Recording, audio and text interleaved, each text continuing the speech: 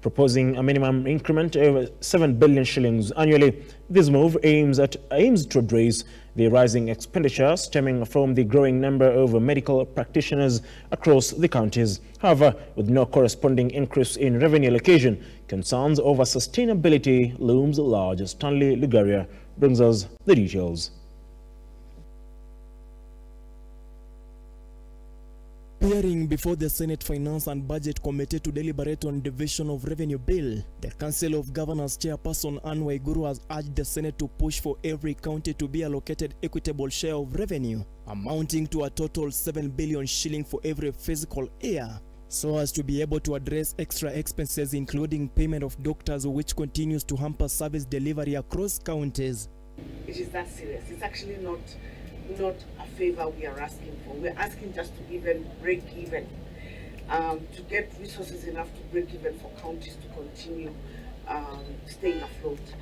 The COG Vice Chairperson serving as Wajir Governor Ahmed Abdullahi has slammed the Budget and Appropriations Committee for what he termed as a peanut increment in the new proposed budget of only 6 billion shillings, amounting to 1% of the budget increment of over 391 billion shillings, meant for the devolved government in the next financial year. The division of revenue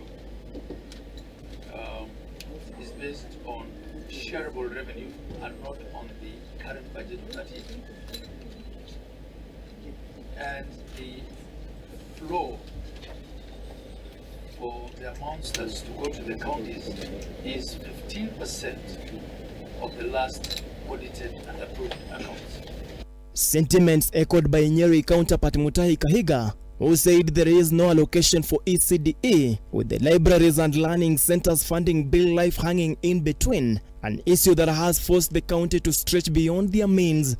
Where we have now hired about 42,600 ECD teachers. From the onset, this function was never costed, it was never handed over to counties, and we have to look for extra funds from. Led by Ali Roba, the senators have called on the governors to restrain from political statements with financial implications to the counties. Making public pronouncements and political statements where you accept county aggregation industrial parks, you will do 50%, national government does 50%. You give the commitment.